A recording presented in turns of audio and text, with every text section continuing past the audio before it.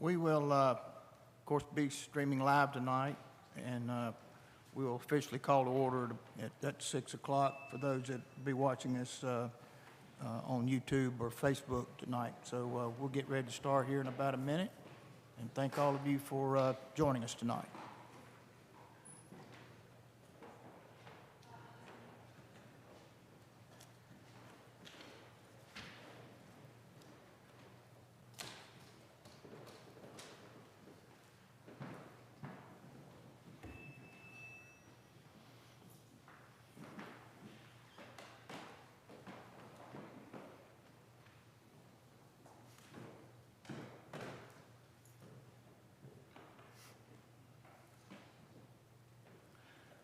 All right, it is 6 o'clock, and we will officially call to order the April meeting of the Randolph County Board of Commissioners.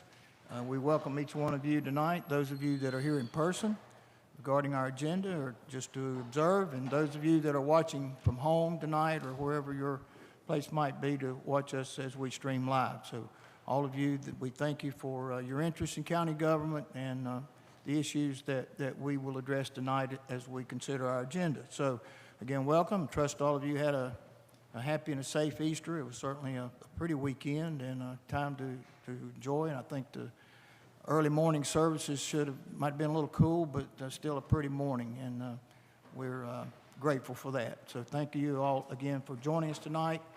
And we will have our Pledge of Allegiance. And first, Chaplain Bill Hatfield from the Randolph County Sheriff's Department we'll have our invocation tonight. Bill, thank you again for joining us. So will you please stand?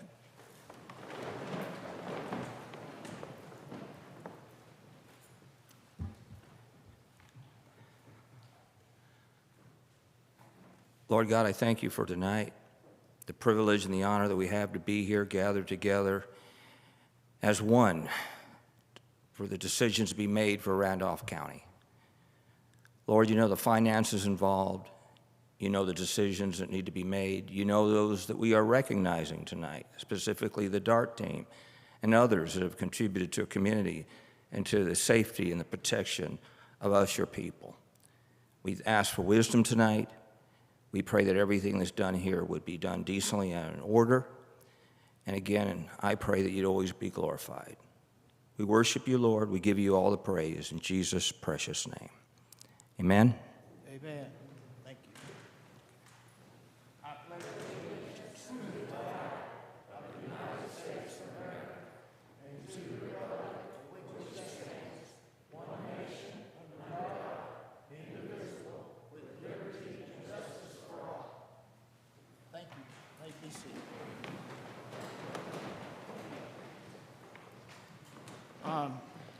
I just want to make sure that Mary Catherine Risley is not here tonight, our centenarian. I want to make sure of that. And Vic Welch is not here. So we were to recognize them tonight, and we hope to be able to do that at some point in the future. So our first special recognition on our agenda tonight is our Disaster Assistance Response Team, DART, and Sheriff Seabolt. We welcome you tonight to present this item.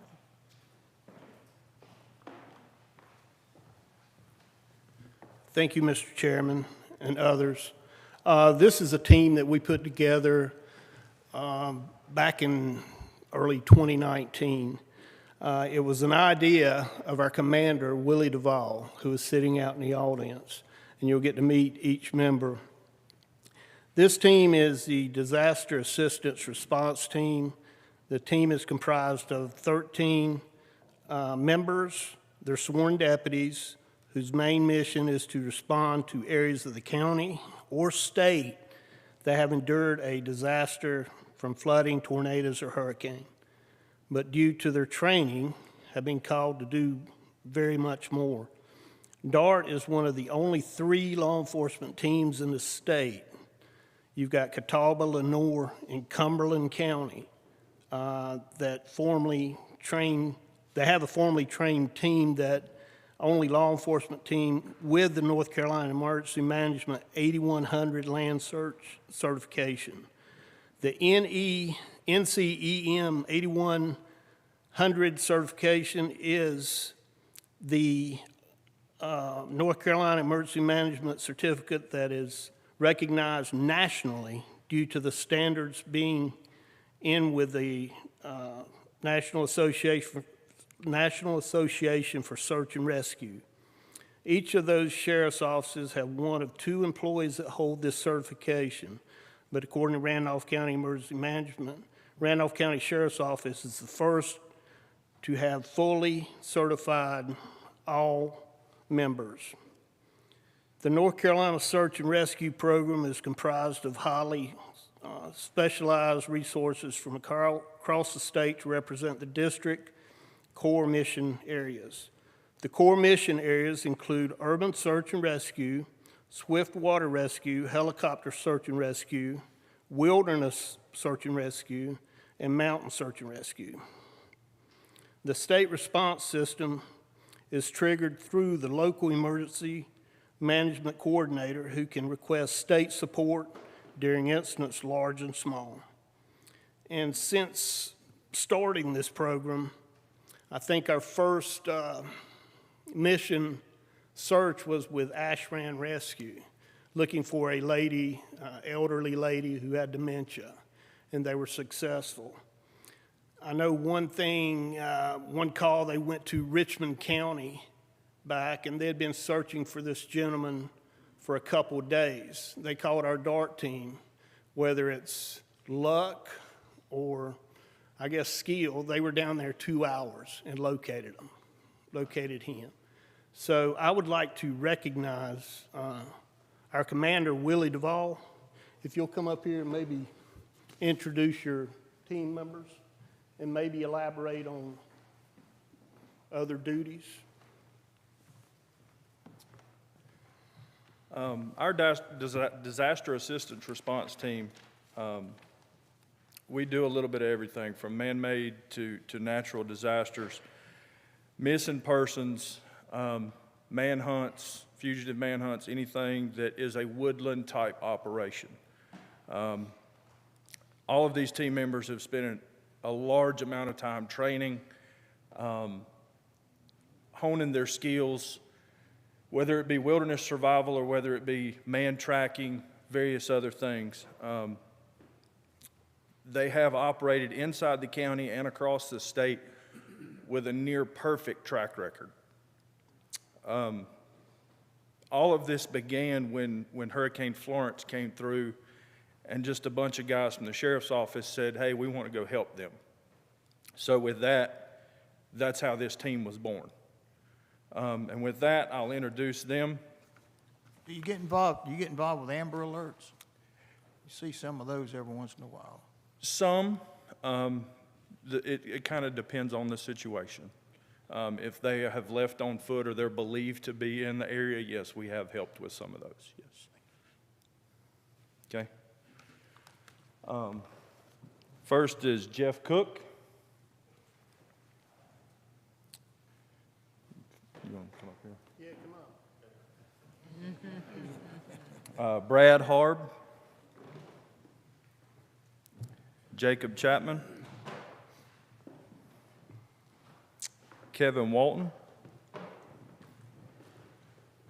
John Grubb. Chris Allen. Cam Tracy. Randy White. Glenn Sakamura. Scott King. And Ryan Welch. And part of their certification to get the 8100 certificate, they had to spend several days and nights in the wilderness down in Uari. And the week they chose, it was 26 degrees, I believe. When it did get above freezing, it was raining. So they earned every bit of their praise during that week, and I'm mighty proud of them.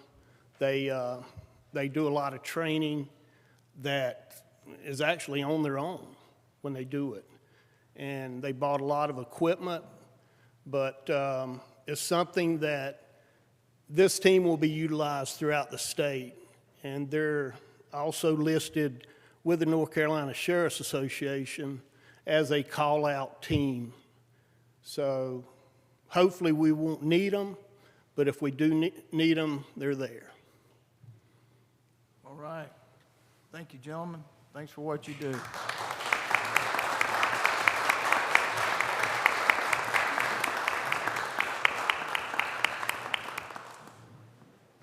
I would like to say, and all of you who follow the news, our sheriff's department had a pretty busy Easter weekend. We actually had 2 murders in the county this weekend, and it's something that doesn't occur too often in Randolph County, and we certainly appreciate and thank and respect those men and women that serve us in law enforcement and keep us all safe while we sleep at night and while we go about our daily duties. Someone's looking after us, taking care of this county, and we're most appreciative. Thank you for sharing that with us tonight, Sheriff. Appreciate it. All right. Time for our public comment period. Mr. Morgan, would you please read the rules for us? Yes, Mr. Chairman, our rules, have always been, public comment period will be limited to 15 minutes at the beginning of the meeting. If more time is required, it will be at the discretion of the board. Each speaker must give his or her name both orally and in writing before speaking. Speakers will be limited to 3 minutes. Comments are to be directed to the board as a whole and not to one individual commissioner. Response, discussion, or action concerning issues raised during the public input session will be at the discretion of the board. Speakers will be courteous in their language and presentation, and speakers should not discuss matters which concern the candidacy of any person seeking public office or matters of current or anticipated litigation. All right. Madam Clerk, do we have speakers? Dr. Wesley Fennell.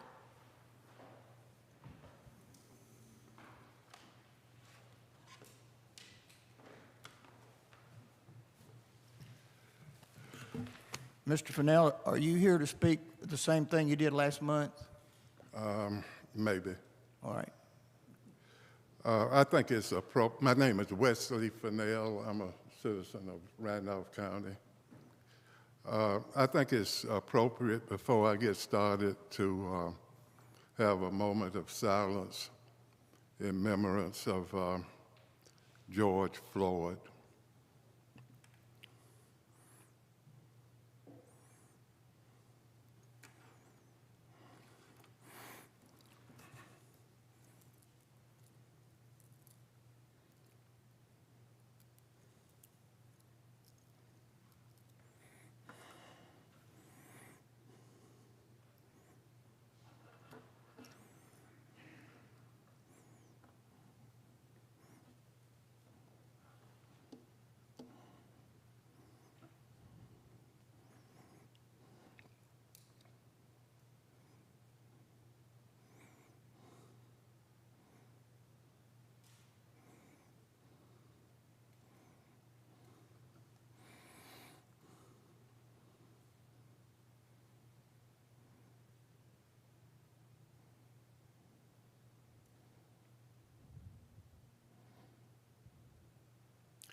Thank you.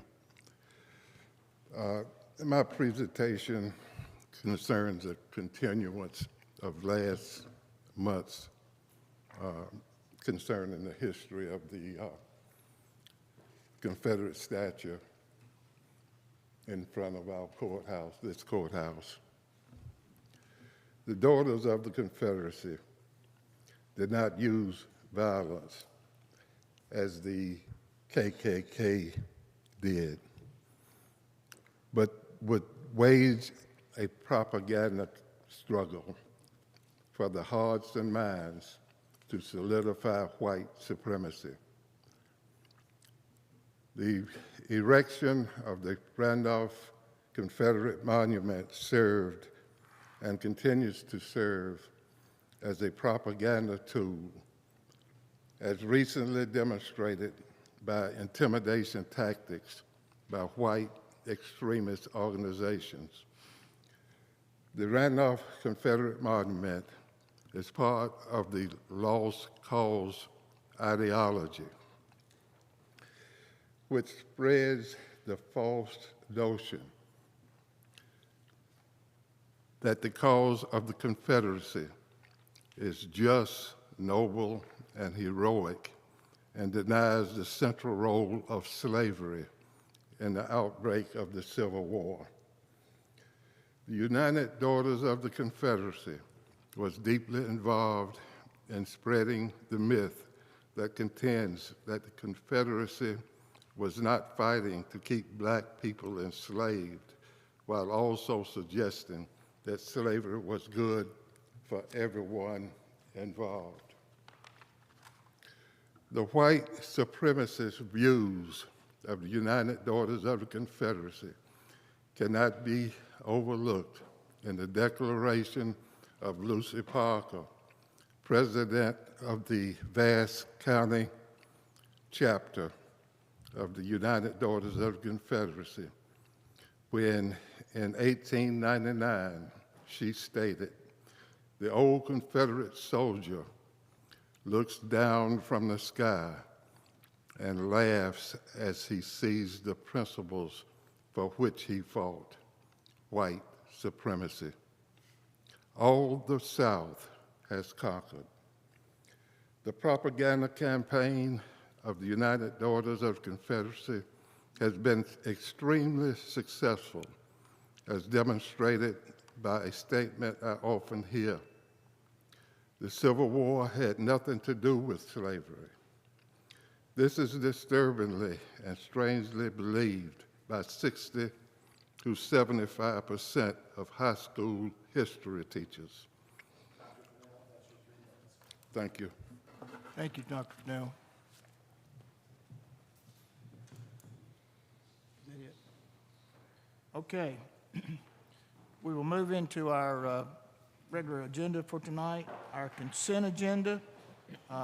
You've had that. Does anyone wish to take anything off of the consent agenda to deal individually? Mr. Chairman, I don't want to take anything off. I'd like to just highlight item K, which is the resolution recommending the creation of a textile museum. Yes. That's in the Franklinville area, and I know Mac Watley and Mayor Perry Connor, Mary Joan Pugh, Trails Coordinator, has been working on that. Yep. And it's basically to formulate and create a textile museum. And Franklinville area there was in competition with Irwin. Yep. Down in Harnett County, and there was a feasibility study that was done, and Franklinville won. Yeah. So, Right. because essentially they've got the textile equipment, the artifacts are there, and so at least I'm excited that get an opportunity to maybe have a little something else there in Franklinville, and also that about a $30 million investment. Yep. And Senator Dave Craven, I understand, has issued or Yep. filed a bill Yep. to get that money appropriated. So it's something else that could work in conjunction with the zoo and Seagrove Potters and a lot of different places. So good for the Franklinville area, down actually in Cedar Falls, I guess. Yeah, I worked in textiles for almost 35 years, and provided a good living for me and for my family, and it's very important. As David's mentioned, this is the actual report that's done. So we spared you some of the intricate details of this report tonight in our consent agenda, but seriously, as Randolph County, we're very proud of this recognition and proud to have it in our county, and for all those folks that worked in textiles in this county and all throughout this region to build our economy and provide jobs for lots and lots of folks. And we're just appreciative for that, and glad that Randolph County was selected, not just by us, but as David has mentioned, by others who did this report, did the feasibility study, and came to that conclusion. So we are grateful, and we say a thank you to Senator Craven as well. Thank you. Any other comments? All right, do I have a motion on the consent agenda? Move to approve this consent agenda. Have a second? Second. Motion and a second. Those in favor will say aye. Aye. Opposed? and the consent agenda is approved. We are going to take up item B, which is the National Child Abuse Prevention Month presentation. Tracy, I think you have some folks with you tonight, so we're going to let you go first. Thank you so much. Good evening. I have come before you many times over many different months asking for resources so that Department of Social Services can carry out its statutory responsibility in making sure that children in Randolph County are safe and that we have the resources that we need in order to assess child abuse, neglect, and dependency. And you have been most gracious in allowing us and saying yes to most of those resources. But I am here before you today to make sure that we say it in public, that that is not something that Department of Social Services does in a silo. We have community partners whom without them, we could not do what we do successfully. I would like to ask some of those partners to stand. First, the Executive Director of the Children's Advocacy Center, Ms. Dare Spicer, is going to come up, and she is going to invite members of our MDT Advisory Board members to stand and be recognized. Well, actually, I'm the Executive Director of the Family Crisis Center, and Raquel Rosario is the Director of Emmy's House Children's Advocacy Center. And then we have Desiree Lambert, who is the therapist for Emmy's House of Lambert Family Counseling. Darnell McMath is a partner from the Guardian Ad Litem office. Andy Gregson is our district attorney. He is a partner, of course. Have I lost my law enforcement?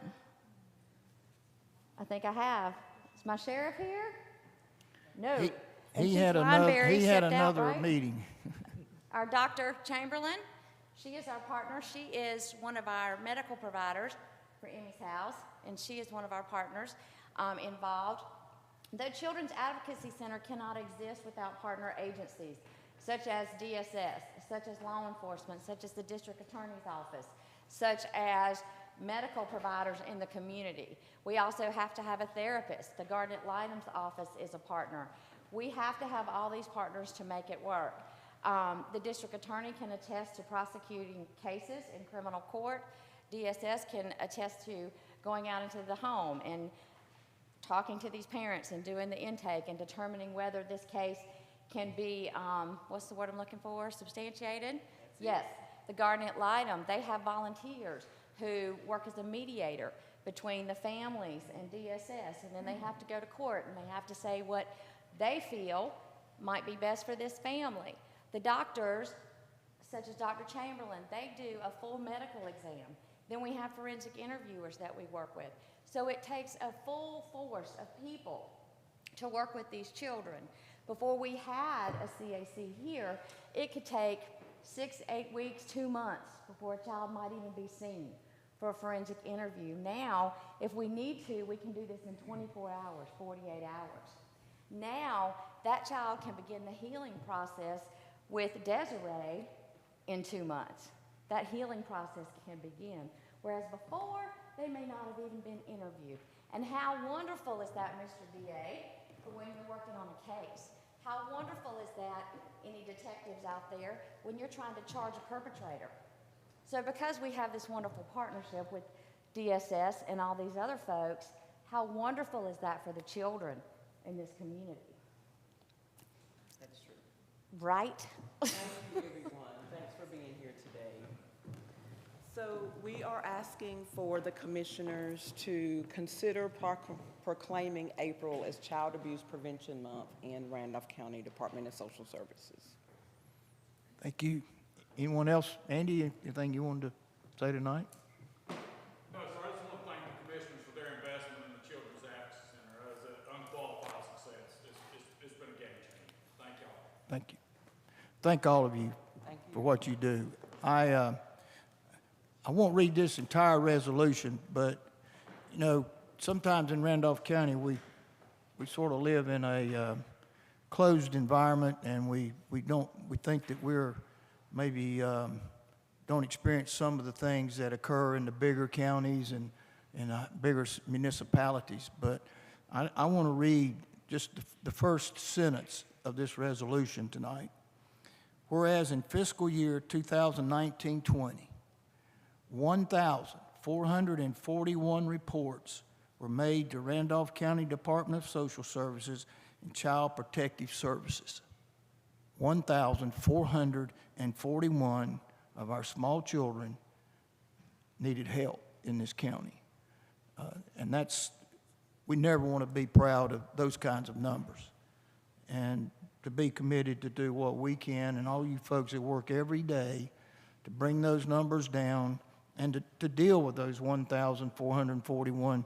Those are individuals, but they all have families. And they have siblings, they have parents, sometimes maybe not all together, but so many things that affect their life. And just the innocence of a child and the situations that they are subjected to. So thank all of you. I know it can be a disheartening and a very emotional work. And I have a daughter that works with special needs kids, and she sees some of these things in the classroom, the results of it. So we thank you for what you do. So any other comments from commissioners tonight? I'd just like to say that I appreciate those of you that do this hard work so the rest of us don't have to. You see things that we cannot imagine, and so I thank you for that. I had a conversation just this week with someone who reported a situation. She is in a profession where she is bound to report something that she sees, and it involved a family member. And so parts of that family has turned against her for that, and yet a child was being abused. So it's tough, and so I know what you do has to be tough, and I just want to thank you for that. I'd like to say to people who are listening, we have our social services here, we have Emmy's House, we also have a national hotline number. If you see something, say something. I think the worst abuse of all is that of a child because they trust us as adults to take care of them. And if you abuse another adult, at least they have some power. But children have no power. We are their voice. And when we use that power against them in some way, through neglect or abuse, I think that's despicable.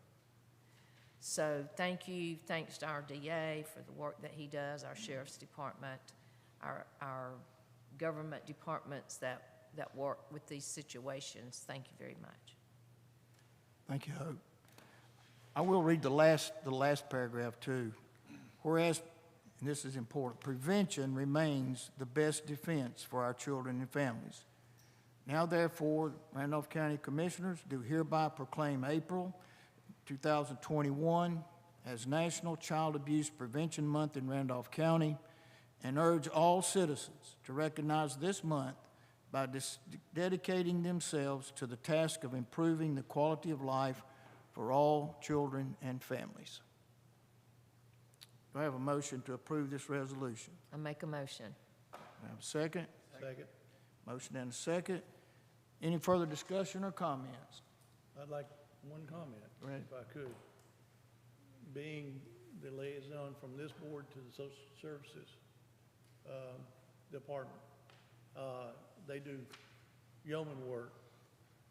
And I've said it before, and I'll say it again to them, and I've said it to Tracy more than one time. I don't know how you folks do all the things you do for the kids. I was looking at some budget numbers a while back dealing with social services, and I think the people of Randolph County would be surprised that the total budget, federal, state, and local, for support of social services programs in Randolph County exceeds $3 trillion. That's with a T. And we look at news today about the kinds of money the federal government is spending on various things, and to think that that kind of money is spent in Randolph County for all the social services type of services that are out there supporting individuals, not only children, but adults as well, but that's a large number. Yes, it is. Any other comments? Those in favor of the motion will say aye. Aye. Opposed, no. And the resolution passes. And say again to all of you, thank you for your service and for giving us a photo op tonight. Thank you.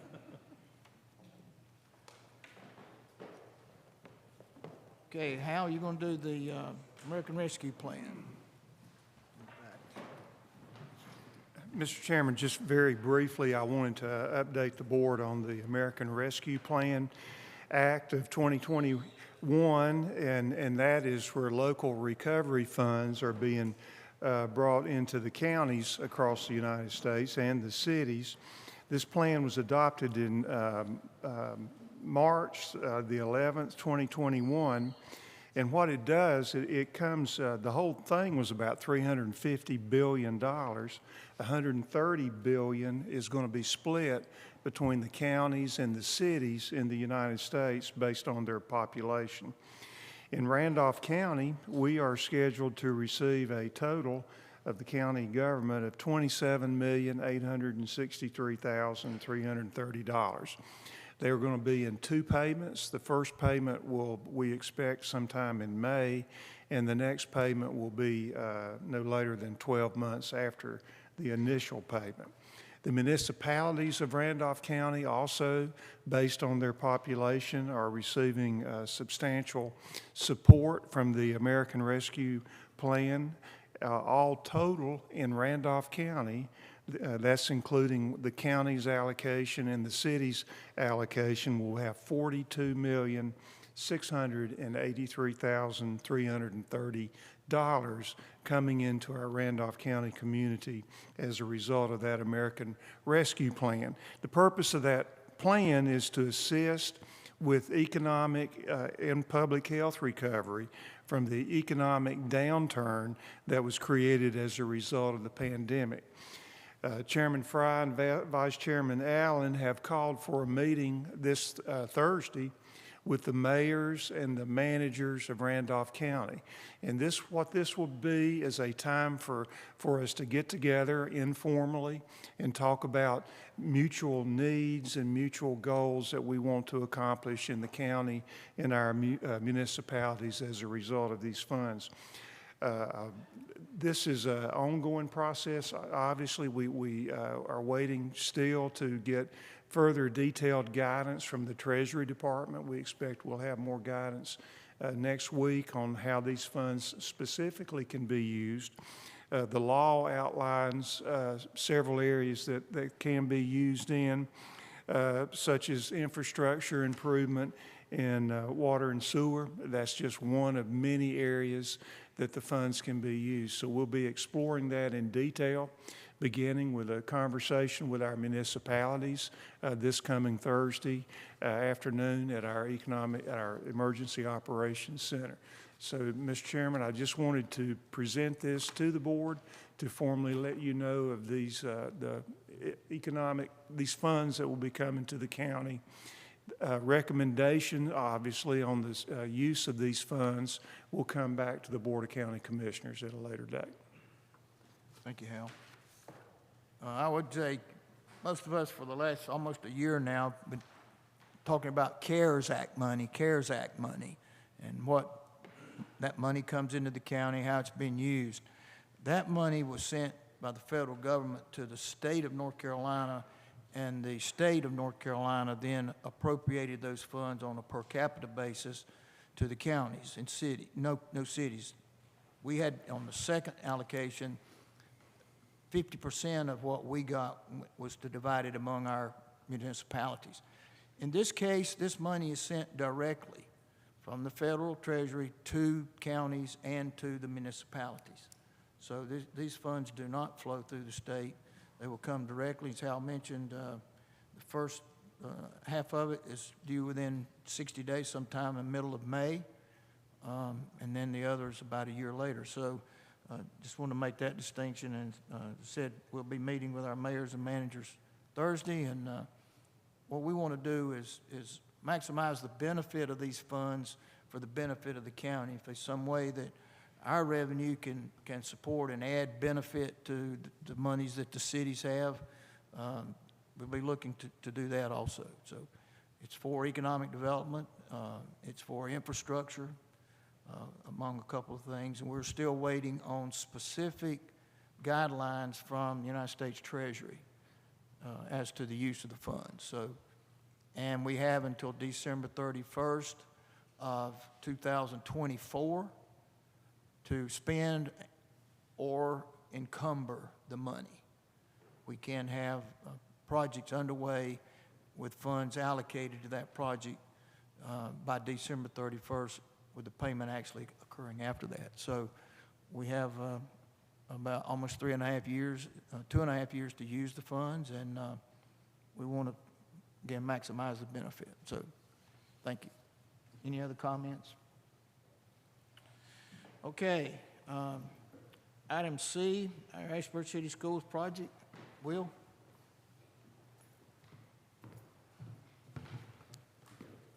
Good evening, Commissioners.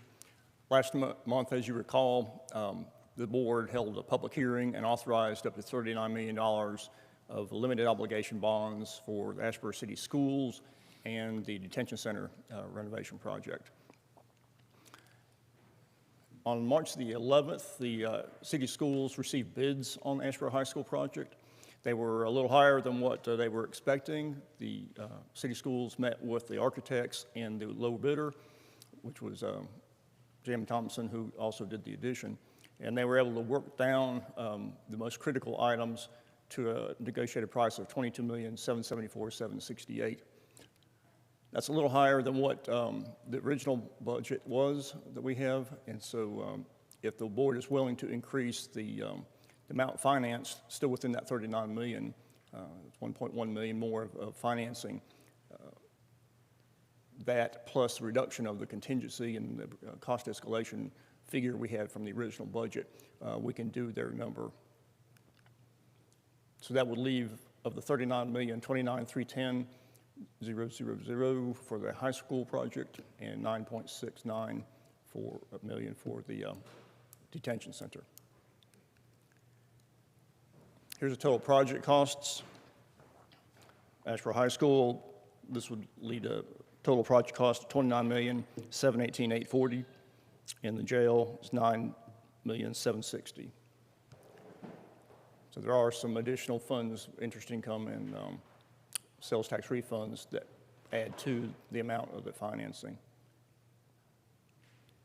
So before you tonight is a budget amendment that would increase our budget to match what the project costs are, if you're willing to go up for the total.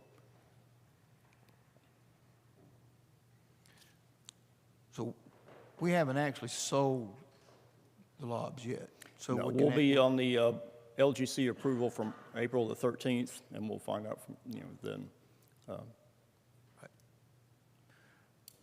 Any questions? Dr. Woody, Rhonda, or Sandra, anything you wanted to say tonight? I know this involves you. Will's presented. I know y'all had multiple conversations, and thank you for keeping us updated as we've gone through this. We would simply just like to say thank you. I think that's the key thing, and Mr. Massey's done a phenomenal job of describing how we sharpened the pencil and tried to make some cuts to again, kind of get us to a workable number and complete this project with all the necessities that we've asked for. So we are tremendously appreciative to you and the commissioners and the work of the county to support us in this process. Thank you. Comments? What's the pleasure of the board? Well, Mr. Chairman, we got to get it done. We're already pretty well into, and I get a lot of questions about what's going on over at the high school, so I always try to give an exciting answer. Maybe I need to sit down and review those answers. But I would propose a motion, Mr. Chairman, to pass the budget amendment. All right. Could I have a second? I'll second that. Thank you. Further discussion? I will say adding brick and mortar or new construction is different from renovations, and renovations always involve things that you don't know was there, you don't expect. So that's what we've been dealing with as we've gone through this. It has been a working process, but hopefully we have the numbers now to go forward. So, Getting close. any other discussion? Those in favor say aye. Aye. Opposed, no. And it's approved. Thank you. Will. Paxton, the Northgate project bids.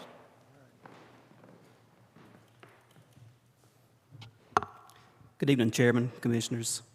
Last summer, we had a lease with Dollar General up at our Northgate Commons that expired. After they moved out, we hired Smithson Architecture to go in and design that space for our Child Support Department and for the Criminal Division of the Sheriff's Office. And tonight we have architect Robert Carmack here to present that design. And after he's finished, we'd like to ask that you authorize us to put the job out for bid.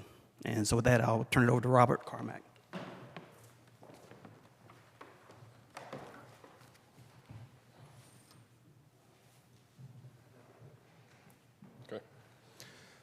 Thank you for the opportunity to come and present to you the newest project at the Northgate Complex.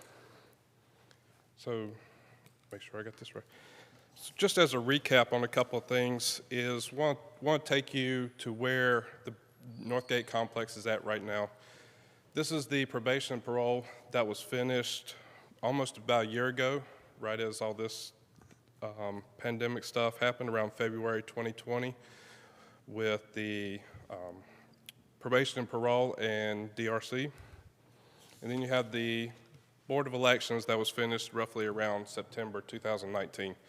Both these projects were finished under budget and ahead of schedule. We turned, I don't remember off the top of my head, but we returned a significant amount of money to the county as well as did some other improvements there at Northgate based on our good pricing from the GC.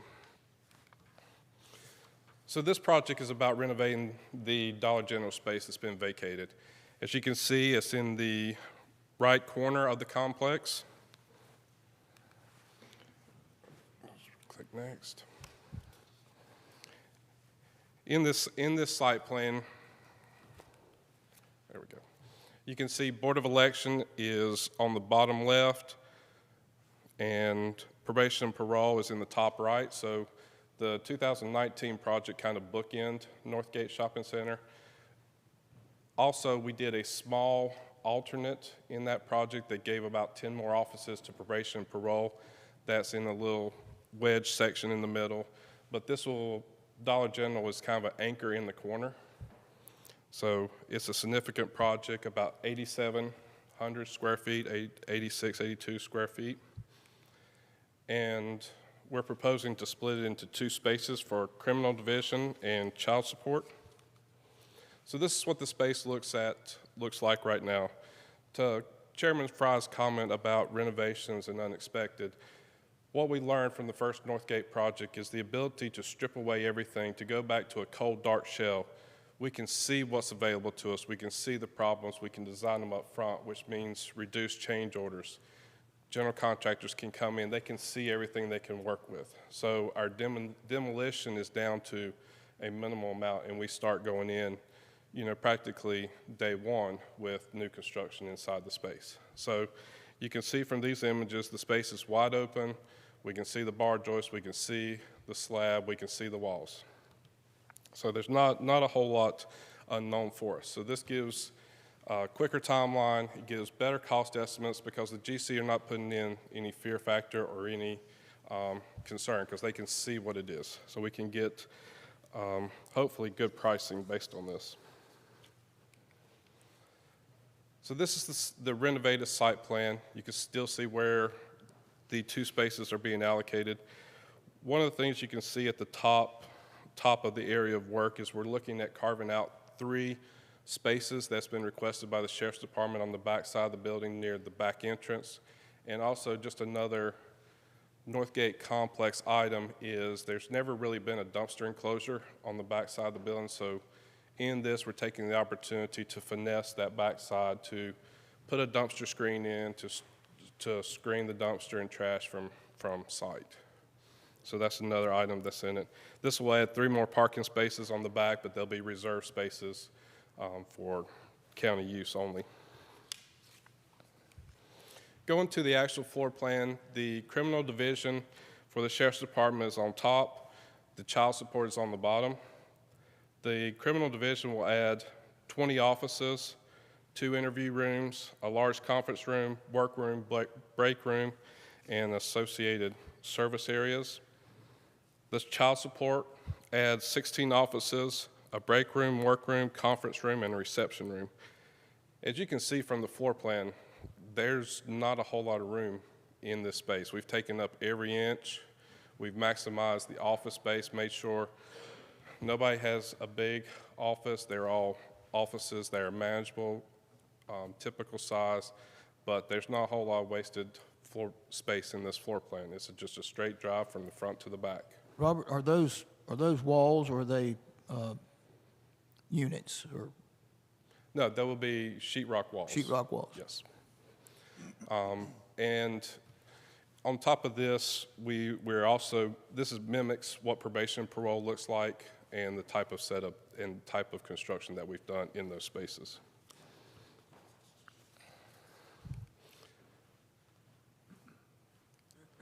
So this is a rendering of that corner. You can see it very much looks like the earlier renderings I showed, probation and parole and Board of Elections. The goal is to try to make this complex a unified complex.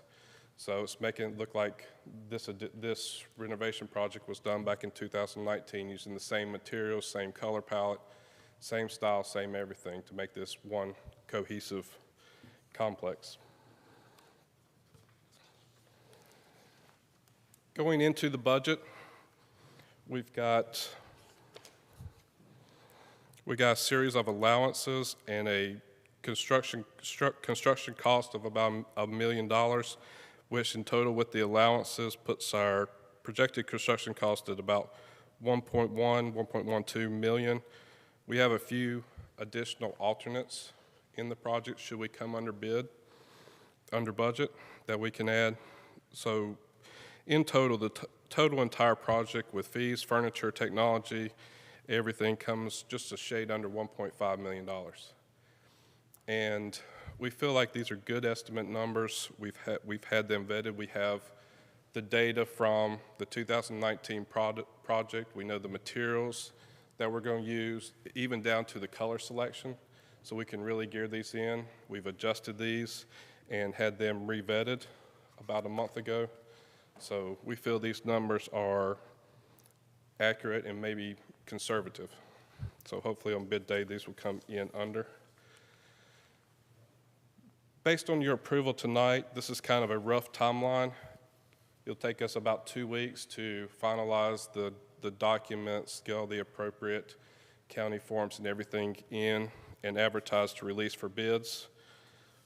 We would anticipate taking bids towards the end of May and come back to the board in June for an award of construction. We're estimating about 10 months of construction. It's not really anticipated it's going to take 10 months, but we're giving a couple months because of the supply chain issues that are out there. Common commodities like sheetrock, steel studs are harder to get right now, electrical gear, so we're building in a couple of months of extra time that we think a typical project would need just to try to buffer that. So roughly about 10 months. Again, with the 2019 Northgate, we were able to finish 4 or 5 months ahead of schedule. Hopefully, if we can get materials on site, that's totally doable here, which in turn, coincidentally, will put the completion of this at right about 1 year, April 2022. Building materials are up quite a bit, aren't they, Robert? Materials are up. Steel studs are holding 2 weeks on pricing before they're increasing. Metal's increasing. And they're harder to get. Electrical switch gear 5-6 weeks out. So it's taking a lot of time just to get, the materials cost more, it's taking a lot of time to get the materials to where the contractors can actually put them in. All right. Any questions, Robert? I guess HVAC, that kind of stuff, units, those kind of things, I don't remember how that building is heated and cooled. Is it separate units or is that? We're proposing 3 rooftop units So that includes on the HVAC? roof. The old units have been removed. They were all out of date, so that space is not heated and cooled. So we're proposing 3 rooftop units. We've tried very hard to make sure we spec'd around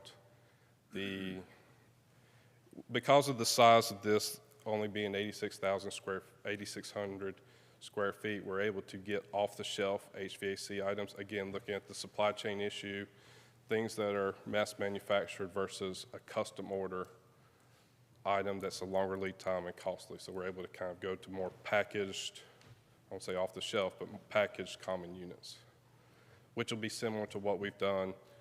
We're spec'ing around the same ones as Board of Election and probation parole. They're just a little bit smaller, but they'll be equivalent. That way maintenance can have one type of unit up there to service. Just want to make sure that when we get into renovations, make sure we got them covered there. Yeah. You're not going to have one side saying it's too hot and the other one saying it's too cold. We'll do our best to mitigate that, but we have multiple units, several thermostats. I'll also mention that during the 2019 Northgate project, some of the funds that we had available from that bid were used to re-roof this building. So the roof is a year, maybe even less old, a year plus or minus. So we're working with a new roof already. So it truly is just the space itself that we're looking at. Yep. We'll have allowance and some wording that we'll have to actually go back to the contractor that actually did the roof to preserve warranty issues and things like that as we're cutting through. So, but I think the same contractor will stay on. it's a very good possibility. Other questions, comments? All right. You got anything else, Paxton? No. All right. So what we need is just approval for, put it out for bids. All right. Do I have a motion? I'll make the motion, Mr. Chairman. Do I have a second? I'll second it. Motion and a second, then we put the next area at the Northgate Plaza out for bids. I guess we didn't ask Will how he's going to pay for it, did we? Well, we go ahead. Yeah.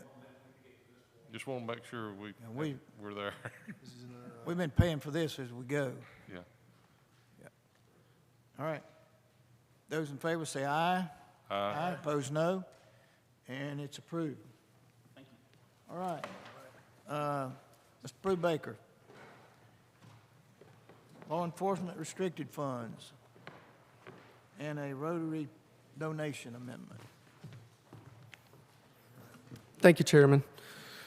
We've got quite a few items to get to, so let's go ahead and get into it. I'm here today on behalf of the Sheriff's Office to request the expenditure of $192,340 in law enforcement restricted funds. We've been able to address several different areas of improvement for our department, and by using restricted funds, we're going to be able to save taxpayer dollars by utilizing these funds. The first item is in regards to the transition from the 40 caliber handgun to the 9mm. We made this initial transition to the 40 caliber back in 2014, and over the past 5 years, we've been able to evaluate costs associated with ammunitions, firearms proficiencies, and we've determined that in our agency's best interest, it would be to transition to the Glock 9mm handgun. Additional costs that are included with this deal with the magazines, additional magazines, change out of holsters, and night sights. The total cost for this purchase, dealing with trade-in value as well for our old 40 caliber handguns, comes at $41,986. And if you have additional details that or questions you would like to ask, I've brought with me today Sergeant Cody Rich, who is our lead firearms instructor that can maybe help better answer some of those questions. All right. Any questions? Well, I think you gave us some details kind of prefixed to this, some specifics, and it just, not that it matters that much, but so what gun are we transitioning to?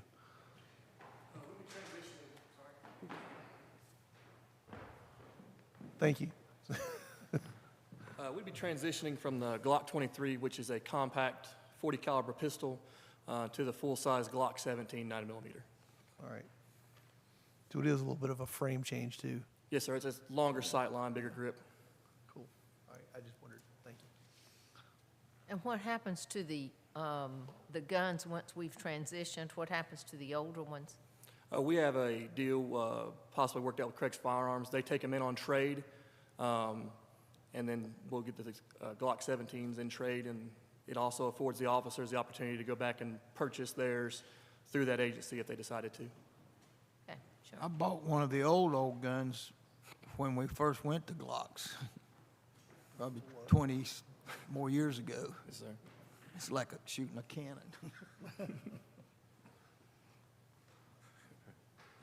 All right. Thank you. I appreciate it. Yes, sir. Other questions?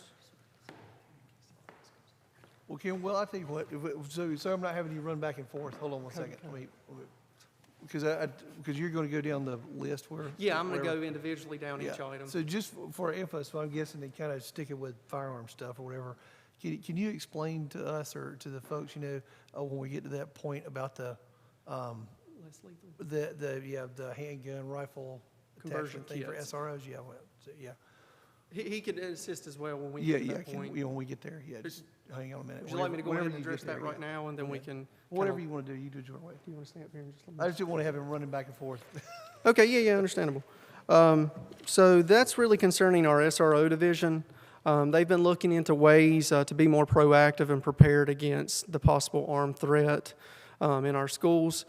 Storing their county-issued rifles that are stored currently in their trunks, it's not very feasible for them to store them in a safe manner within the actual schools. So therefore, the pistol-to-rifle conversion kit acts as a rifle frame for the pistol in which it snaps into. And this would work both for the 40 caliber handgun that we currently have and our transition to the 9mm. The conversion kit acts as a rifle, so it becomes more accurate during dispersion. And some of the common information that we found out, especially with some of the new schools that have been built, for example, you've got Providence Grove and Wheatmore High School, that their hallways are very long. And as far as in-service training, we typically try to be proficient within 25 yards. Well, some of these hallways are much longer than that, so you're looking at 50 yards. What that conversion kit would allow them to do is, with a rifle and a buckstock, it would allow them to be more accurate at longer distances. And if you have anything to add to that? I can just simply add anything with accuracy, the longer your sight line is, you're going to be a lot more accurate. Simply be able to lock the Glock up into the device, has a side charging handle release so you can get into that rifle aiming stance. Actually most of those have a spare magazine in them also that you can carry. And without the Glock that's issued actually being in the weapon, it's completely harmless. It can't be used as a weapon other than if you want to throw it at somebody kind of situation.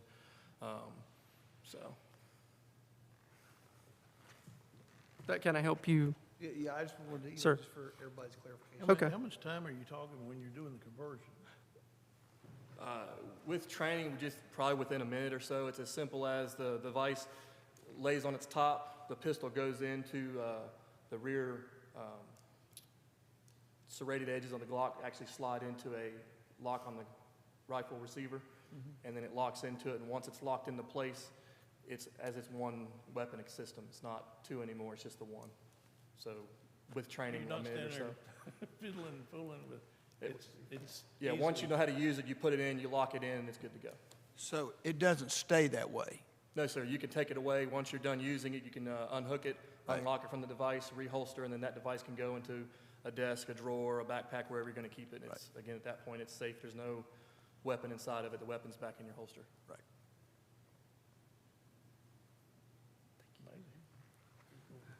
And then back to the whole conversion kit. So it is around 14 inches. I think it's 13.7 inches. So as far as concealing it, they can actually carry that in a backpack or a gym bag, something that they can keep on their person at all times during the day. And this is not to replace their current rifle that is issued out to them. This just gives them another tool to be prepared in case a threat or something was to happen at a school. The total cost for this conversion kits for the purchase of 17 of these comes to $6,766. Any questions?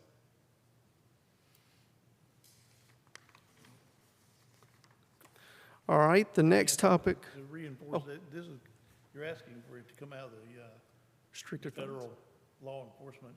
Correct. The next, I think it is 6 to 7 items are all going to be related to that, and then we've got the small rotary budget amendment. Going back to the top, we've actually looked at the Axon body camera systems. So back in 2018, we purchased 20 of these Axon body cameras for our detention center. And at that time, we were faced with many overpopulation concerns, as well as an disproportionate detention officer-inmate ratio. These body cameras were really instrumental, along with the staff, in maintaining a safe work environment for everyone, even our medical providers. However, in the summer of 2020, as you know, with COVID-19 and civil unrest, these cameras were then transitioned over to our patrol division. Obviously, the populations within our detention center had went well below the average. They were around 175, which is below the actual capacity that we could house in our detention center. Overall, in order to fully outfit our entire patrol division, as well as our zoo unit and our 2 deputies for Trinity, we're looking or requesting for 35 additional body cameras. Now, those numbers all added up, it comes up to 49 total deputies that would be outfitted.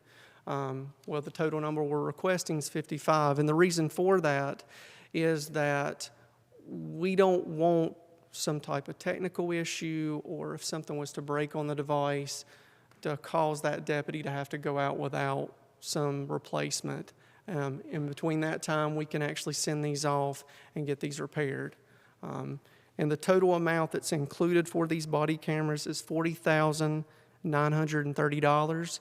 This includes unlimited data storage, and this will take place over the next 3 months to 4 months. So then when we get into the new budget year, we're going to renegotiate with Axon to align all of our body cameras together as far as the extended warranty and data storage. Any questions?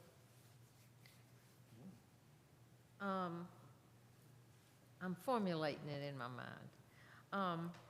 So I hear you saying that initially they were necessary in the detention center because it was so overcrowded. Because of COVID, it is no longer overcrowded. And as we come out of COVID, then the detention center, the addition will be finished. And so that also should relieve the overcrowding. So is the thinking that they will no longer be necessary due to things we'll have in place with the new construction at the detention center? Is the thinking that we may need to go back to that sometime on down the road, or do you know? Anything's possible. I think the biggest issue we had, so I believe it was 211 to 220 inmates that we could house in our jail by the state. But, at some point in time, we were housing up to 315, 330. So the overpopulation is one of the bigger issues. But also when you're having your booking area overcrowded, it's just not a safe environment because, you've got a lot of people that, hey, they're crowded in with one another. You know, attitudes, personalities don't get along. So that was really our major issue. They wouldn't be there. Oh, yeah, there you go. But overall, I mean, anything's possible. This could, if we evaluate the situation at a later time and date, and with the additional beds and expansion, we don't look at this as a problem within the next year or two or anything upcoming. However, we are willing to look at it once again if this does become an issue. Okay, I mean, I can just see what would be a valuable tool in the crowded conditions, maybe not so much now, but, Well, yeah, so I think that's a good answer, and I think that's fair. Thank you. Good thinking. Our next topic is involving our criminal interdiction unit. This is involved with our in-car camera system. And we currently have 4 active in-car camera systems that we had upgraded back in 2015. However, at that time, we only had 4 members. Now we have 9 members. They make up our rural and highway interdiction team. And since that time, the equipment updates, it's just old technology. It doesn't work as efficiently as it once did. Our initial proposal is to request for 9 new in-car camera systems. Lieutenant Wilson was actually just speaking with me briefly a few minutes ago of the advantages of these in-car cameras that I didn't even realize. So 80% of their stops for interdiction take place on whether it's the highway or main roads. So you've got 80% of traffic stops. But they also act as a interview tool as well. So you can also interview someone in your car as well. For example, if you pull them over in a drug seizure or something like that. So they're a multi-tool purpose. And I just didn't know that. I wasn't aware. I was thinking it was more or less like a body camera just fixated in your car. But it's a multi-tool purpose. But our overall purchase for those would be 9 more to take care of our rural and interdiction, our rural and highway group. This would overall be a cost of $53,782. And do you have any additional questions as far as the in-car cameras? The question I have, you've already got some of these and you're asking for. We're asking to replace those and purchase 5 additional, so it would be 9 total. The 4 that we currently have are outdated. They're obsolete. They can't get updated or upgraded anymore from 2015, and we're just looking to upgrade everyone at once. What would you plan to do with those you have? Can you trade them in, or they're so obsolete you? I mean, gov deals possibly. I'm not, Lieutenant Wilson? The 4 that we currently have, they're very similar to the ones that we're requesting. We've got the quote on. Some of the parts are interchangeable. For instance, the wireless microphone that attaches to your kit, we'll be able to take and use it as spare parts. They've become faulty. The one in my car right now, it gives an error. I have to call WatchGuard. They try to work me through it, but the units, being as old as they are, and moving on from vehicles to other vehicles once personnel changes, have just caused issues with them. But the equipment that we can use, the screens and stuff like that, will all be used as replacement parts or whatever we need. These do come with a warranty, and their service up until that time expires is really, really good. I mean, you can call them and they'll go through the steps and talk you through the issues. I guess the question I had was, would be that there's a trade-in value, but you're saying not really. There isn't any trade-in value. The company doesn't offer any money back on them. It's just new units that you're needing. Yes, sir.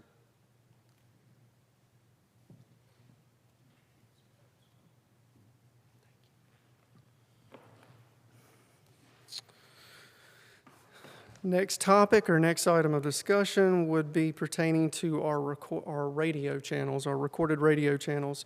So as of right now, our agency currently operates on 2 primary radio channels. The first one, which is for primary traffic, and the secondary would be more for critical situations, such as maybe a manhunt or a barricaded suspect, something to that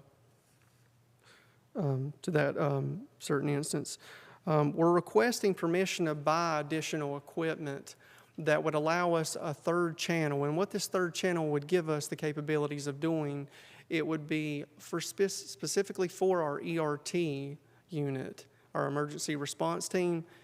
It would be a recorded line or a recorded channel and also an encrypted channel. And what this would help out with is the benefits as far as training purposes. You're going to have a recorded channel, so once an op happens, you can go back and review it for future.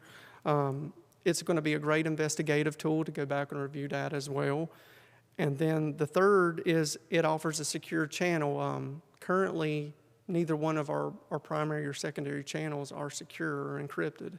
And I did talk to Captain Bell with EMS briefly about it. And the goal is to eventually get all of our radio channels encrypted in the county. It's just a very difficult, time-consuming, money issue with actually doing that. So what that would do for ERT is the members on that team would be able to have their radios, their portable radios, encrypted, and their communication on that channel would only allow them that opportunity to do that. That way you don't have to worry about any interference with other divisions that are working. And the total for that purchase, which is one additional channel, is $14,944. How many suppliers are you using for all this, Brew? We're using Axon Enterprises, Lawman's, Craig Firearms Supply, Motorola for 2 of the purchases, or make that 3, and 2 other less lethal vendors. So, I mean, you're looking anywhere from 8 to 10. I mean, you're not using. Correct, sir. Is that to get better prices, or that's the only place they're available? Well, typically, we always try to go with contract pricing. So what we look at typically, whether it's with Motorola, for example, WatchGuard, those are who we've purchased back in 2015, they have been bought out by Motorola. So it's been a great company for us. It's worked efficiently for us for a number of years, even prior to 2015. But typically we do go with state contract pricing, and then we go from there. For example, Craig's Firearms Supply, when we talked about the transition of the handgun, we did business with them back in 2014. They had the contract pricing on that. That's traditionally what we go with, the best price. Thank you. Okay, and moving on to the next item. As you all know, and it's been discussed earlier, how difficult a year it's been for Randolph County citizens, especially with the COVID-19 pandemic and the usual stresses that we endure daily. A growing concern for our department is the extensive call-outs we had as far as our ERT unit. And just some brief statistics over the past 5 years, we've had an average or annual increase of 42% in call-outs. Briefly going back to 2015, where we had 4 call-outs, in 2019, we had over 25 call-outs. And in 2020, we had 39 call-outs. So we're seeing a drastic trend. And obviously with COVID-19 and civil unrest has not helped that. So we're here today to request additional purchase of less lethal ammunitions as well as equipment. I've actually got Detective Sergeant Justin Trogdon here, who is our lead less lethal expert, that can maybe address additional questions pertaining to what we are actually buying. But what we're wanting to do today is purchase enough of these supplies that we will not have to second guess ourselves over the next 2 to 3 to 5 years. And when I say that, 5 years sounds like a long time, but these ammunitions will last for 5 years. So it might not be until 2023, 2024, God willing, that we wouldn't have to order anymore. And these are very imperative to, what our ERT team does. You don't really understand until you hear about some of the examples that I've been told in the past as far as, a barricaded suspect. It could be something that takes 30 minutes, an hour, and next thing you know, it could go on to 8 to 10 hours. It just depends on the situation. Overall, our purpose is to potentially justify saving someone's life as opposed to taking someone's life. And we feel like this is a justifiable means of purchasing this equipment and munitions to help assist us further. The total cost for this equipment and munitions comes to a total of $28,932. And I'm sure you have additional questions on the less lethal ammunition, correct, Kenny? Babe, do you have a question on that? Please do. Go ahead, explain. Take us, Sergeant Trojan. Well, I think maybe for the general public, I mean, Yes. and it's certainly been a hot topic in the past couple of years, so I mean, just a couple of things for our listening audience or viewing audience, whoever. Sure. So, good evening. I'm sure we can all agree that use of force, specifically law enforcement's use of force, is at the forefront of our nation's attention on a regular basis, specifically as it pertains to deadly force. Each one of the munitions you see on that list, if you have the list, represents a tool that we can use to either escalate or de-escalate a use of force scenario. It also gives us the potential to mitigate a deadly use of force scenario. They're not magic bullets. They don't fit in every specific scenario, but they do represent our ability to scale our use of force to make sure it's proportional to the threat we're facing.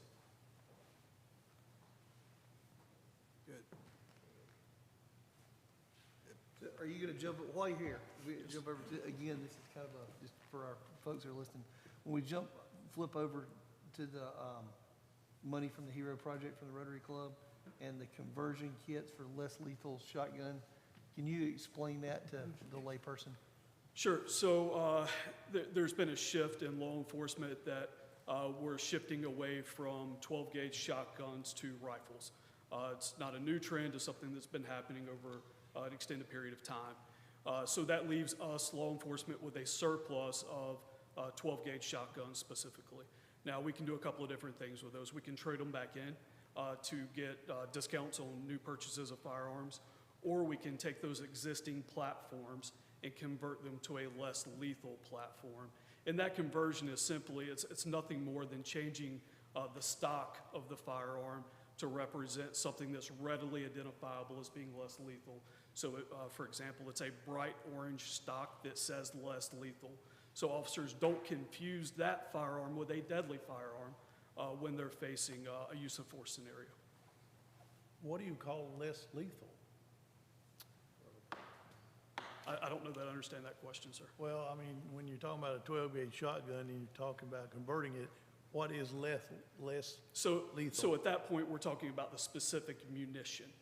So a standard shotgun shoots a 12-gauge lethal projectile. A less lethal shotgun is only going to be loaded and stored with a less than lethal munition, and that's going to be a beanbag round in our case. Is it that mean less likely to kill? Absolutely, less than lethal, yes. There's still associated training that goes with that. There's a preferred target zone that's trained for the less lethal use of beanbag rounds, and there's minimum standoff distances, there's a maximum effective range, there's all sorts of things that go into that. They're still going to make a big noise. Yes, absolutely, sir. Still going to make a big hole. So specifically, the munition we carry, there was a DOJ study in 2011. The defense technology round that we carry is the least likely to have a penetrating injury. It's also an expensive round, but we're mitigating future potential risk there by making sure that we have a study that supports the round that we chose. Makes sense. So where does an officer carry all these different tools? So this less lethal order, generally speaking, services our entire office. So a portion of this is at the detention center. A portion of this is on the road with patrol deputies. And a portion of this is specifically assigned to our SWAT team or our emergency response team. Okay, so I guess that was really the better question would have been, does each officer have each of these items? And so I think what you're saying is, no, it depends on what they do. It does. So again, generally speaking, the patrol officers are going to have a 12-gauge less than lethal option. Depending on whether or not that officer is also a SWAT team member, would also mean that they could be potentially carrying a 40 millimeter less lethal or a pepper ball less lethal. The detention center is going to have all three, but they are specifically used in certain scenarios and equations, and they're stored appropriately. Okay. And then, of course, our SWAT team, all of our munitions are carried specifically in our armored vehicle. What's amazing to me is you're going to have to make those kind of decisions in a split minute, correct? Absolutely. And of course, if we don't have these tools, we can't make that decision to begin with. Absolutely, absolutely.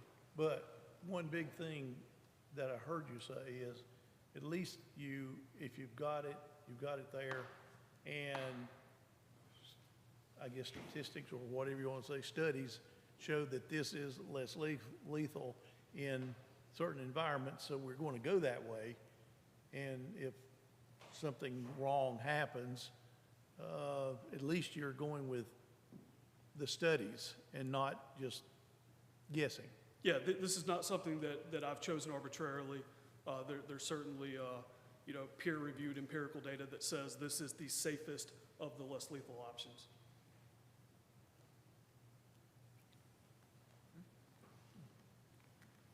I think that was informative. Thank you. It was very informative, guy. Yeah, You did good. that's why I invited him. Come on now. They make you look good. Yeah, that's right. He makes himself look good. But piggybacking off of just talking about the Crime Stoppers, which is one of the last items that we were looking at as far as restricted funds. The Randolph County Crime Stoppers has been a very large benefit to the sheriff's office, and not to get them confused, they are a degree or separate from our county sheriff's office. Sheriff Seabolt wishes to request giving $5,000 of our restricted funds to them for their board to discuss and decide what they would like to use it for. As long as it's within a mean of permissible use, we don't see any problem with that. I believe it was Sheriff Page in, is it Rockingham County? Rockingham. He actually has used that too in the past. We spoke briefly last Friday about it. But that's the last of the money that we have chosen to use out of our restricted funds. And do you have any questions in regards to that? What kind of, it says equipment upgrades, what kind of equipment would that be, would they might use that for? I wish I could speak more highly about that. I'm assuming whether that's computers, whether, my small experience that I have with them is they help pay for the phone line for Crime Stoppers. Kind of what I was asking. That's the extent of it. I didn't go into it too much with Sheriff Page. I tried to reach out to my contact with Crime Stoppers, left her a voicemail, but never got any type of return call. But either way, we're going to make sure that this is a permissible use for them and what they're going to use it for. We wouldn't authorize it any other way. But it will go before their board, and obviously will be advised of what they desire to use those funds for. And then last but not least, dealing with Rotary. Pretty much just stated all of that. The Rotary Club has donated $1,160 towards the Sheriff's Office. It's the Hero Project, and that will help us purchase 10 of the equipment, the parts, for a less lethal shotgun. We're still going to make an in-county purchase of 2 additional less lethal stocks and other additional equipment that go with that to fulfill a whole shift for our patrol division. Other than that, that's everything. Brew, I have 2 questions. One's related to your presentation. Is this, are we up today? Have we bought everything we need for the expansion and the additional staff there? Or is any of this related to that, or it's just specifically addressing the detention center? For the detention center, the conversation that I've had with the sheriff and as well as Major Cheek is, at this time, if we were to try to address that, whether it's additional personnel, it's not very feasible to do that this fiscal year, mainly because we still have sections that are not completed. And to sit there and place that burden on you all and the citizens of Randolph County we would not be good stewards of county funds. But that budget amendment, when we added those positions, it included uniforms, cars, equipment. Correct. What you're presenting tonight, does that require updating some of that equipment when we do actually hire them? Or is what you've already? No. So as far as the last presentation for this fiscal year, we addressed all the uniform and everything. So detention officers don't get vehicles. So out of the 19 positions that we received, it was mainly just equipment, things that they carry on their person. There should not be any additional cost. But like, that included a gun. So what you're doing tonight, will that mean those guns that was in your budget be outdated? If I'm asking that correctly.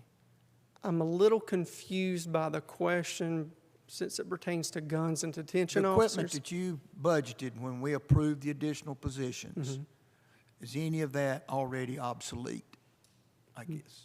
No, sir. Okay. My second question doesn't have anything to do with this. Have you got all the vehicles that we approved? We do not. We've made our last order, Major Nunn. I don't know if you can vouch that last order we had made. They've all been ordered. We're just waiting on them to come in from the manufacturer. Okay. Okay. Thank you, Steve. That's why I have backup, right? Anything else? So what were you saying about that, Mr. Chairman? I guess both of you just, I don't know, may not be relevant to the request here, but whatever, to the additional positions at the jail or whatever, are you saying? What he's saying is they have not hired those additional positions yet. We still have a number of those positions still available. Available. And the So question therefore, we was- didn't feel it be a need to ask for more when we haven't fulfilled those already. Just, And the I question was just thinking, have we, the position that we added at the courthouse, have we filled that one? I would have to double check unless there's been some turnover that I'm not aware of. We have. We haven't? No, we have. We have filled it. Oh, okay. All right. I just wondered. All right. And I just, again, for the public's input, Yes, sir. this agenda item says law enforcement restricted funds. It's also known as drug money. Correct. And it comes from confiscation of cash, sometimes vehicles, which are turned into spendable money at auction sales. So the crooks are paying for the items that Mr. Brubaker has presented tonight. Just wanted to make that, it does not come from our budgeted taxpayer money. Correct, sir. We're using that to upgrade our department for Mr. Chairman, obvious benefit. I'm glad you're going that route. For the people that are listening, they might be a little confusing in the fact of why you're talking to us at all. But it's got to go through our budget. It has to come through us. And he has it restricted is a correct number. He has, the amount of money he can use is restricted, but he's within those guidelines in doing that. Correct. There's With permissible a couple of different uses. pots of money there, but that is a product / benefit of the work that our law enforcement folks are doing every day in this county. And some of it, the traffic is coming up down I-85 through Archdale, gaining more and more often.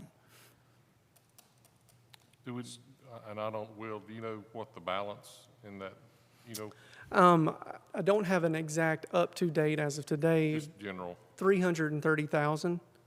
Okay, so that'd leave 140 roughly. Correct, sir. Yep. And you've got some that haven't been adjudicated yet. They don't become your funds until they've actually gone and the courts have made decisions on guilt, et cetera. Correct, sir. Until that decision's made, I mean, that can go from, we can have a decision all the way from 2011, 2013. They go very far back, so it's the waiting game. Yep. All right. Other questions? Do I have a motion to approve the use of these funds for the items as have been identified? I'll make that motion. Thank you, Maxine. Do I have a second? Second. Thank you, David. Further discussion or question? We've had good discussion tonight. Thank all of you for your participation and keeping us informed. Thank y'all so much. Thank you. Thank you. Those in favor will say aye. Aye. Opposed, no, and it's approved. Okay, our museum plan update, just for the board, I don't know if y'all have heard, Ross Holt's father passed away this weekend, I think yesterday. Yeah. So that's the reason Ross is not here tonight. So just make everyone aware of that. Certainly our thoughts and our prayers are with Ross and the family. So Hal will make the presentation. Thank you, Mr. Chairman. I think a museum has been talked about in this county for many, many decades, the need for a museum. And I think now people are beginning to take new appreciation in their history and their heritage. And what this is really a follow-up from what Ross talked about at our planning retreat. But this money is, would be combined with some library trust fund money, and it would allow an architectural study of the downstairs area of this courthouse, this historic courthouse, to be used as a museum later on and to give us an idea of what the cost will be. It would also cover looking at ADA, Americans with Disabilities Act, and to make sure that we're in compliance with all that in a historic courthouse. So, Mr. Chairman, that's in a nutshell what this is about. Thank you. Any questions? That's still a work in process, but Yes. I think a good idea for the use of this facility. Yes. Well, and the library trust fund monies is funding part of it, so Right. it's not just Yep. all on us. If they're willing to Yep. help with that, I think it's a good idea for us to help Right. do our part too. Yep. All right, any other questions? And Commissioner Allen's, got a museum in his district coming, so we got to get one going here. Right. Hey, you're on the tourism authority. We'll get you some tourism. Museums all So now, Amy, while Amy's coming up, I want to say, you have anything else on this one now? I don't. Amber Scarlett's here tonight, and I should have mentioned this back when Hal was introducing the Rescue Plan Act. One of our big beneficiaries of this process is going to be our TDA, who has suffered dramatic loss in their revenue during the pandemic.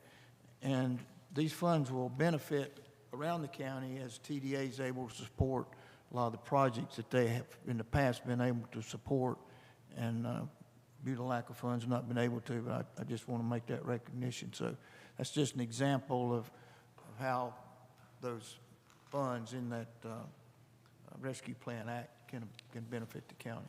Okay, Amy? Well, we need to vote. You need a motion. I'll make a motion to approve the budget amendment for the museum study. Yes. Second. Those in favor say aye. Aye. Those no, and it's approved. Yep. All right. Okay. Amy? I was recently contacted by an individual who was interested in purchasing a parcel of real property that the county actually acquired in a tax foreclosure sale in 1982.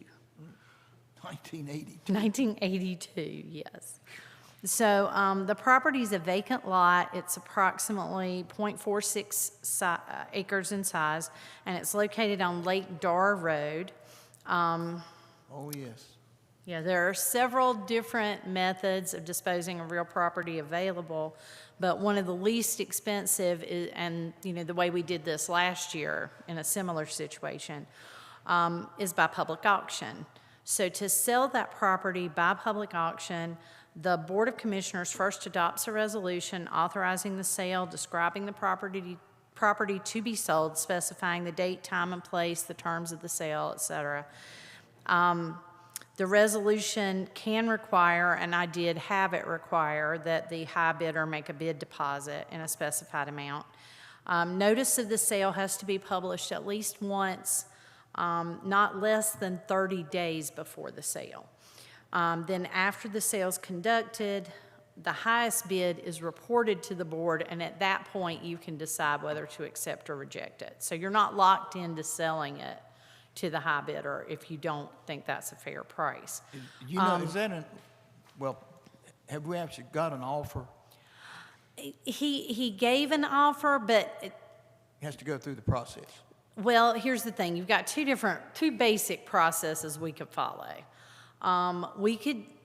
I could present the offer. I would need to have a resolution doing that. I didn't choose this method because what happens is I present the offer, you propose to accept it by resolution, then I have to publish the offer in the paper. If there's an upset bid, then I have to publish the upset bid in the paper. If there's an upset bid on that, and so we end up with multiple charges for publication. Right. Whereas with this method, there's one publication charge. Well, So really, that's- what my question, we do have someone who we have is an interested interested, yes, and because we had an interested party, I actually made sure that he would be available on the date of the sale before I set the date of the sale, just in case. This property is So- in Trinity, it's on Trinity I don't Road. really know where he's from, Yeah, I know exactly where it is. but, My relatives were Dars that lived on that road. oh, gosh. They're not connected to this property. Yeah. Oh, no. They moved to Florida a long time ago. Right. But, It's in Trinity. We'll hold the sale on, if you pass the resolution authorizing the sale, we'll hold the sale on May 17th.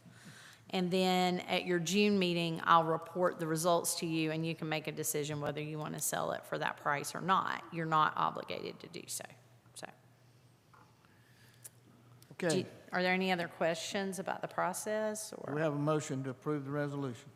Yes, sir. Motion to approve Have a resolution. second? I'll second the motion. Those in favor will say aye. Aye. Opposed, no. And you got it. All right, thank you. Thank you, Amy. Okay, Hal, do you have any commissioners have any updates tonight? All right. We are having, next Tuesday, we'll be able to Zoom the LGC meeting on the hospital application for the $20 million. And then also at 3 o'clock next Tuesday afternoon, the North Carolina Association of County Commissioners is having a webinar on the Recovery Act and should have some more directions or guidelines from Treasury at that time. What time is that webinar? The webinar is at 3 o'clock on the Recovery Act. The LGC meeting starts at 1:30. 1:30? Yes. Yes. And I would say, it's in closing, anyone out there, we have plenty of doses for the pandemic vaccination, and we encourage you to take advantage of that. I don't think you'll have any wait. If you'll just make an appointment that's convenient for you, you'll be able to get your vaccinations. So please, we're showing much improved numbers. Actually, right now, our positivity rate's a couple tenths less than Guilford County's. And we see them on TV all the time, and we're making progress, and we're appreciative to the citizens of this county who are doing that, and we just urge you to continue. So with that, is any other business before this board? You might want to, since you're talking about that, you might want to point out to the citizens that Randolph County is not a red county. We are no longer a red county. I think the hospital changed some of their reporting, which helped, but our numbers on the number of cases per 100,000 and our positivity rates are both keep us in the right range for Ayala County. So, and we did make the hospital aware of it, that they were causing this issue, and they've also helped with the process. Good. Any other business this evening? Have a motion to adjourn? Chairman, we might also mention that people that are interested can follow the Public Health's webpage. They have applied to try to have a vaccination clinic, a mass clinic at the zoo again for the Johnson & Johnson. So there are those people who have expressed an interest in that particular vaccine, and so they are trying to get that. So we hope that'll be approved. I can't say for sure that it will be, but that they're looking at sometime one of the last 2 Saturdays in April for that. So those that are watching, If you're interested in that vaccine, keep an eye out for it. And right now, the public health has got the Pfizer 2-shot. Then the Johnson & Johnson is the 1-shot. Yes. Which is the advantage of having that mass vaccination. Yes. I was told today, Archdale Drug has the Johnson & Johnson dose now. They are giving the vaccinations. That's a 1-shot. Any other business? Do I have a motion to adjourn? So move. We are adjourned. Thank you. Thank all of you folks at home, those who have participated tonight. Hal, is it true that you got one of the pistols that was like the flintlock